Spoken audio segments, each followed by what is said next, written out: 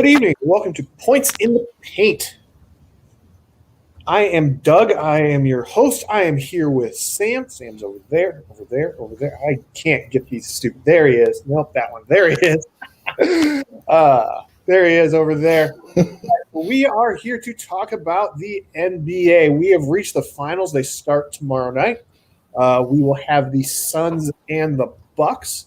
I don't think either one of these teams have been to the finals or won a championship since I've been alive.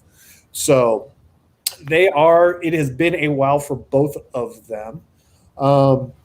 Sam, I know we were talking a little bit before we got started, but what's kind of your early thoughts on this matchup? I'm glad it's not too big. I mean, obviously Milwaukee's been good, for a few years now. Phoenix, they've got some young talent, but getting Chris Paul's kind of pushed them over.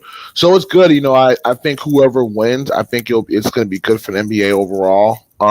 If Milwaukee wins, obviously, hey, Giannis, look out for him, young up and coming player. If Devin Booker wins, hey, look out for him, even younger up and coming player. So it definitely shows that the future of the NBA is in the right hands. And it's good. It's not your traditional teams. It's not your Lakers. I had the Lakers, winning it this year. That was a team, obviously. I've talked about that. But the fact that they're not in it, it's been a kind of a blessing to see these other teams like Phoenix and Portland and some of these other Utah. Yeah, it's good. I like it. Yeah, I've actually enjoyed watching both of these teams play throughout the entire playoffs. Both have overcome some injury challenges. Chris Paul's was early on in the playoffs, and now Giannis has the knee right now. Don't know where he's at for tomorrow night. They're probably playing that close to the chest at this point, but I would be very surprised if he doesn't make at least some type of appearance here just because it is the finals. I'm not sure. I mean, the injury diagnosis is a hyperextended right knee. So if that serves me correctly, and I think I kind of looked at it and they'll say maybe like 10 days, but he's got almost a full week now. I think he might. Maybe he misses a game. They're cautious. He misses game one tomorrow, make it a little bit over a week. Then he plays Thursday. But I think he should be good to go. Like they just said, there's no structural damage. Like that's good. So, and the fact that he was able to walk off the court on his own power, he's probably a little sore. Might be a little gimpy still, but if he doesn't have a limp or anything like that, I think he can go. The thing is, he would probably maybe want to adjust the way he plays. You know how he likes to barrel down the lane and, just charge down and try to dunk, maybe try to play off the ball more, go back door. But we'll see. Yeah. Yeah. The only time will tell at this point, whether he's going to play or not. The guess is probably he will, just because it is the finals.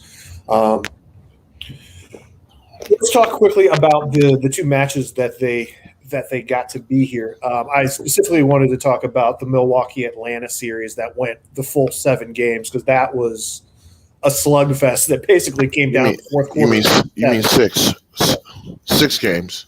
6 games. Yes. Yeah. Milwaukee, Atlanta. Yeah. No, and that series is interesting because obviously, Atlanta came out first and struck early with that game 1 win, but then Milwaukee dominated them in game 2, and it was like, okay, well, never mind. I don't think Atlanta has a chance anymore. But and then obviously Milwaukee won game 3 as well, I think by considerable fashion. And Atlanta said, all right, well, yeah, there goes Milwaukee seizing control of this series. Maybe this series will only go 5 games. And then obviously Giannis gets hurt in game 4. And that just kind of changes everything. But it's been really good because it's really shown the emergence of Chris Middleton, especially with Giannis been down. Like I think Chris Middleton games 5 and 6, he scored 20+ points in the one quarter, the third quarter, and the fourth quarter in another game. Like that's how you close out a series. Or close out a team, or a series. You know what I'm saying? When you see, sense him on the ropes, you put your foot on the gas. Yeah, and Bobby Portis was the guy once Giannis went out that really kind of stepped up and kind of took that role. So for former Bulls fans who remember him playing with those guys, he's a good player. Kept calling him Crazy Eyes, which was hilarious. Yeah, because he has those big eyes, but he was a good player for the Bulls. I remember him obviously with the fight with Mirotic, and like I said to somebody the other day. It was just one of those situations where he just needed a fresh start, and unfortunately he had to leave Chicago. I thought that was a great draft pick for us, and it was a steal, it was late first rounder, and he contributed with us. So I'm glad to see him kind of settling in Milwaukee. I mean, playing behind Giannis and Lopez and, Holiday. There's still, room for him to score and have an impact on the game. So that's good for Bobby Portis. Yeah, it's great to see him going to get his shot there. And then Atlanta was just a gritty team all playoffs, man. Yeah. I fell in love with those guys and Trae Young. I loved how they played. I loved how Trae Young played.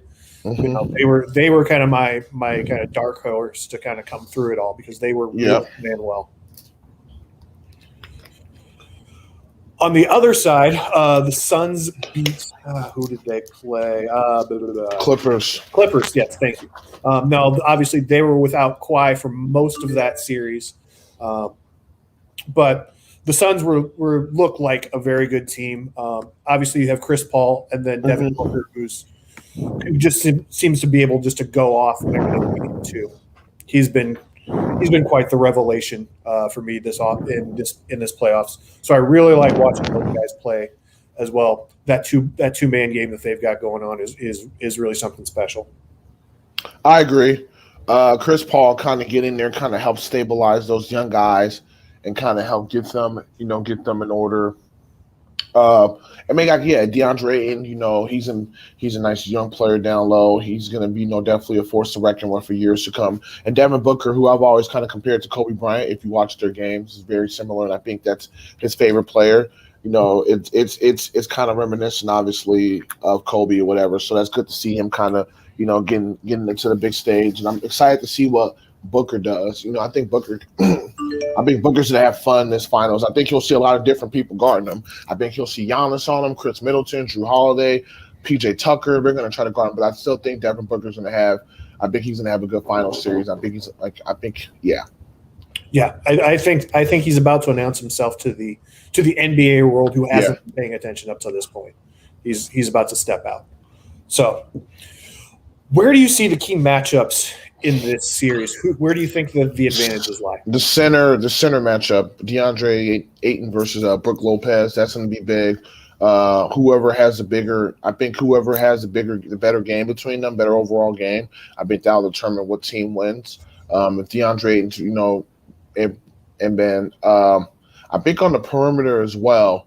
I look at Phoenix with like Mikal Bridges, Jay Crowder, the other guy, Cam Johnson, Dario Saric. They have a bunch of wing players. Milwaukee has Bobby Portis, and I don't know what we're going to get from Giannis. So I'll look on the perimeter matchup and Devin Booker. And I guess Milwaukee does have Middleton, but it'll be interesting to see how that perimeter matchup shakes up. And then throw Devin Booker in there as well because he plays on the perimeter. So 3-point shooting, I think Milwaukee shoots a lot of threes and they can get hot and hit them, but I think they have to be selective with their threes this series. I think Phoenix could shoot a lot of threes with their wing players, but Devin Booker and Chris Paul are going to look to get in the paint and get in the mid-range game. So whatever, I think if Milwaukee plays, to their strengths, gets the ball down low, I think they can win. But if Phoenix, is able to hit their threes, and then Chris Paul and CP3 can do their thing, or Chris Paul and Booker do their thing in their mid-range, and then Ayton's down low, I think Phoenix will win the series. Yeah, I kind of feel like that the two superstar thing versus the one superstar thing, if it comes down to that, if for the guy that needs a bucket, Phoenix has two options where Milwaukee really kind of relies on Giannis and kind of those closing. Moments.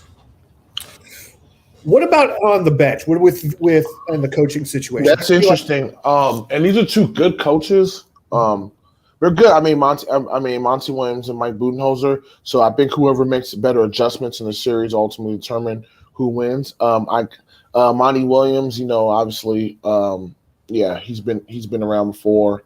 The same thing in Budenholzer. So the bench, man, I kind of want to give the edge to Phoenix's bench because I forgot Phoenix also has Torrey Craig too. So Phoenix has got some bench players that come in, or the dude, what's the point guard that used to play for the Bulls? Cam Payne. Remember Cameron Payne? You remember him when we had him in Chicago? He was terrible for us, and we gave up McDermott and Taj Gibson for him. And Never quite forgave Chicago for that. But he comes in and he's got speed, so he can change up the series. Like, he's faster than Chris Paul, so he can, potentially, I don't know if Milwaukee has somebody that can guard him. I mean, Teague's older, maybe Teague can keep up with him. But does Bobby Portis, how does he play? That would be key bench player to watch. Bobby Portis for Milwaukee. Can Brent Forbes hit threes off the bench for them? And for Phoenix, I mean, is Cam Johnson going to hit threes? Is Cameron Payne going to be able to get in the paint and use his speed to his advantage? Is Sarge going to do anything for you? And whoever, I can't remember who else they have on their bench. Oh, I think Torrey Craig.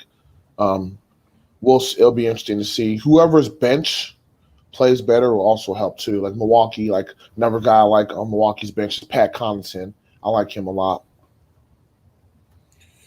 Yeah, those are all really good points there. Phoenix is probably favorite for game one. I know. Yeah, Phoenix is a 6-point favorite. Yeah, I think Phoenix is going to win game one. Yeah, that's kind of the way that I'm feeling early on there too. That they'll snag that one there. There was another point I was about to make and it went right out of my head. I can't remember what it was now. Dang it! Joys of a live show. But yeah, are there any other kind? Oh, I know what it was.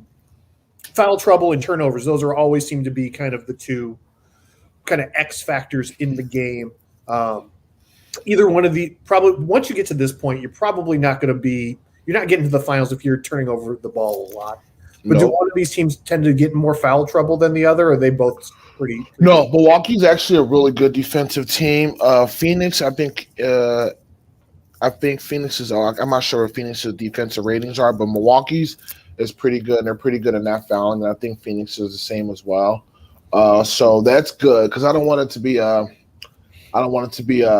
game of fouls. But if Milwaukee is attacking though down low, that could lead to fouls. Like if Giannis comes back and Giannis is attacking, he can draw fouls on some of those players, and then if they're attacking down low, they can probably draw fouls going for rebounds and stuff. So it'll be interesting to see. It's like you don't know, and you just have to see how the series plays out. Because I don't even.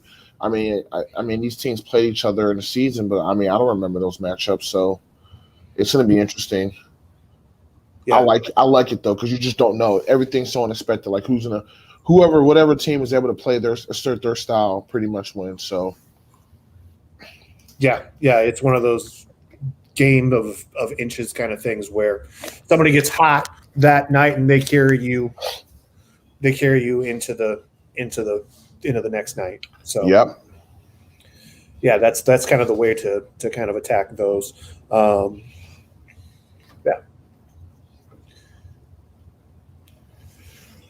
Ooh, not a very good interview there. All right, so what else do we want to talk about with this series? We both kind of are in agreement then that Phoenix will probably pick Phoenix for game one. Game two, I don't know. It just depends on what happens in game one. It depends on who plays. Is Giannis playing in game one? Who knows? If I'm Milwaukee, I would probably hold him out for game one, depending on how. But if he's ready, I don't know. They're like keeping everything tight-lipped. Like if he's practicing, whatnot. But I say he's good. But yeah. If they want to be cautious with it, they'll hold him back. We'll see. Yeah, and it's a hyperextended knee, so it's like I said, it's going to be a little sore. I would just ice it like crazy on and off, like throughout, this time, and I think you'll be good to go. Especially if there's any, I don't think there's any swelling. So I know one of the analysts today was saying how it's mental, and I agree, it's mental because, you didn't hurt it structurally, but you feel like it's compromised or something. But I think he'll be fine. Wasn't there somebody who said, I can't remember who it was, that said like the day after he got hurt said, I had that same injury. You won't see him again in the playoffs. I can't remember who that was. But I don't remember. But probably a moot point at this point. I think he'll return at some point. I don't think it's that bad. But they literally said hyperextended. There's no structural damage. So yeah, you hyperextend. And the recovery time for that was like, I think the longest was like 2 weeks. So I'm like, if anything, he would probably miss the first 2 games. If he misses the first 2 games in the series, that's like 10 days or something like that. But that's if Milwaukee's being overly cautious. Like, all right, let's hold him out in Phoenix, and then we'll bring up in game 3 and 4. But if let's say Milwaukee wins game 1, and then they might be like, oh, let's hold him out for game 2, because that way we already kind of stole home court advantage, and then we could bring him back in game 3. We're home, we have the crowd, and so if we lose game 2, then hey, we can at least come home for game 3 and get game 3 and still home court advantage, and who knows? So I mean, I don't know. Yeah, teams are always looking to steal that one on the road. So I do think Milwaukee could potentially steal a game in Phoenix, so I could think they could steal game 2.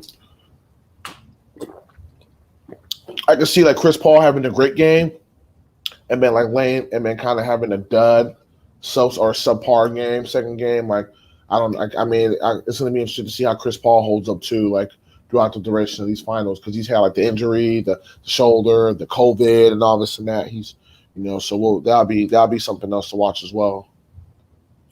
Yeah, he's had a bit of a rough go here, and especially at his age. Yep. This late in the season, he's got some wear and tear there. But if he's looking good, he's probably the X factor in this whole thing. I agree. Yeah. I was trying to look at like the matchup numbers and stuff here, trying to see, but they're very close with each other. Milwaukee scores 109.8 points a game. Phoenix scores 108.9 points a game, so they're only a point off. Bucks average about 50 rebounds a game. The Suns are at like 44. I don't know what their free throw percentage. Oh, there it is. Free throw percentage is the distinct advantage. The Suns shoot at 86%, and the Bucks obviously are only down at like 71 because Giannis brings them down and he shoots so many. Yeah. So if it does get into a foul shooting contest, you've got to put your money on Phoenix at that point.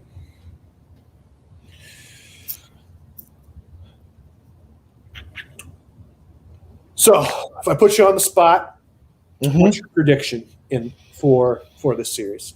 I think it goes 7, and maybe the Suns win it in 7 in a walk-off. Or a Cinderella kind of story for Chris Paul finally winning that ring.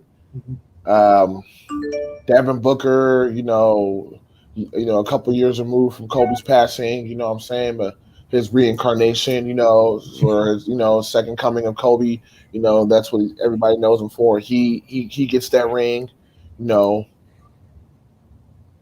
But I can also see a Giannis. I can maybe with Giannis too. It's like, okay, I got here, but I lost, but I plan to come back. So like, they get there and they just come up short, but it's like, all right, we'll be back though. We've been here before. We'll be back. But I'm kind of leaning towards Phoenix and it being like a Cinderella story. Like, I know more people want to see Phoenix win just because they want Chris Paul to get that ring. Do you think he retires if they win? Do you think I could see him maybe coming? Maybe I can see him retiring, or maybe trying to. I think he's going to be a free agent. I think his contract's up or something. Or maybe he might have one more year left. So maybe he comes back and and if they're not contenders, they trade him to a contender, if they're not going to make the playoffs. But he does the Kobe farewell tour where he goes just maybe collecting gifts. They keep saying he's rumored because they keep saying he wants to go, like him and LeBron James are friends. So they keep saying they want to play together and they're both around, but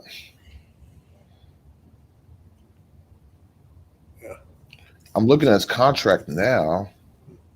Game 7 is in Phoenix for what that's worth. If that would go, that would be on the 22nd. So he has one more year left. So next year it's going to be an expiring contract. So if Phoenix is struggling and they're not going to make the playoffs, they could trade him to a contender and maybe he'll try to get another ring or something like that. Maybe they trade him back to like the Clippers or something. Like, all right, we got a point guard. You never know. I can see that happening. Sure, ship him up to Chicago for the back half of the season. We'll take that. Yeah, that would be a good idea too.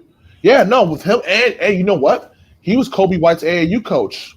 They're friends. If I say all the time, I wish Kobe White would just watch film of like some of these point guards. Kobe can score, but I want him to be a better distributor and playmate and set up his teammates better because he's got the speed to do it.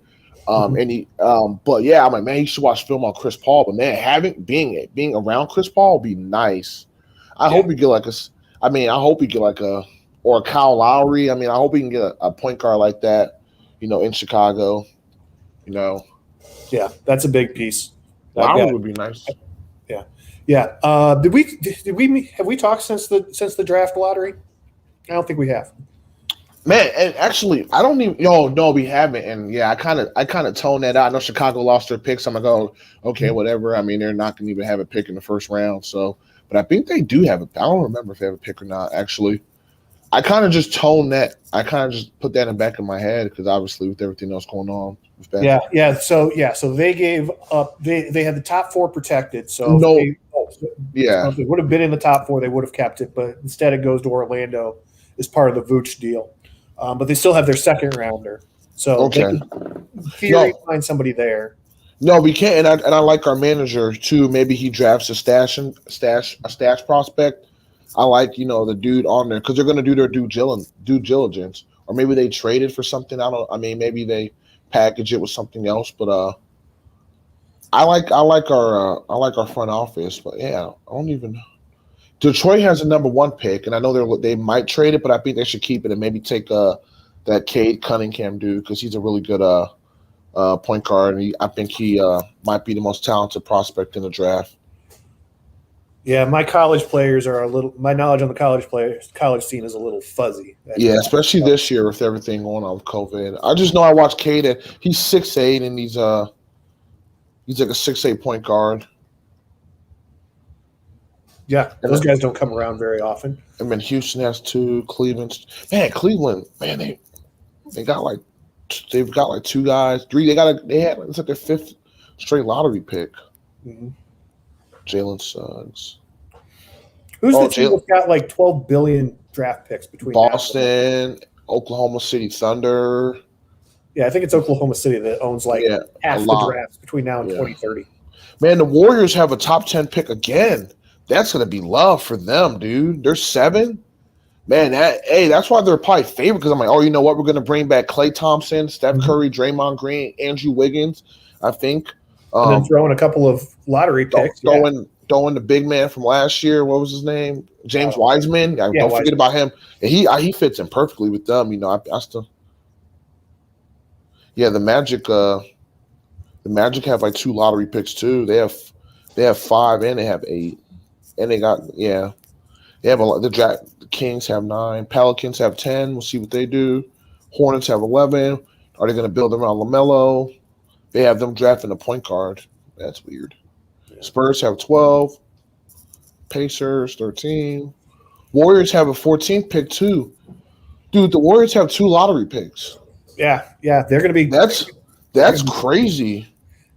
Odds are they'll probably ship that off for a veteran, but if they could get a couple of young guys to go with Steph and Klay and Draymond, that's especially while they're on their rookie deals. Yeah,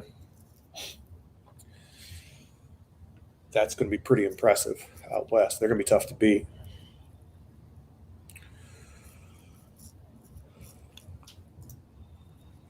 Cool. Rockets have like 3 first-round picks. Mm-hmm. Yeah, but Jazz or the Thunder only have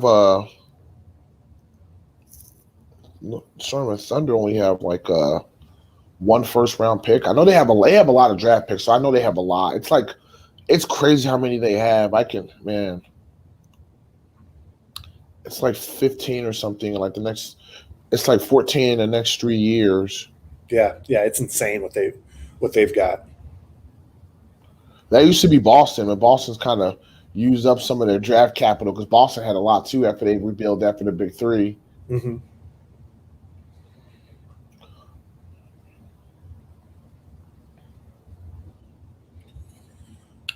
You have anything else? I honestly don't. I don't either. I was just about to ask you that. So I just saw the Thunder have 18 first-round picks through 2027.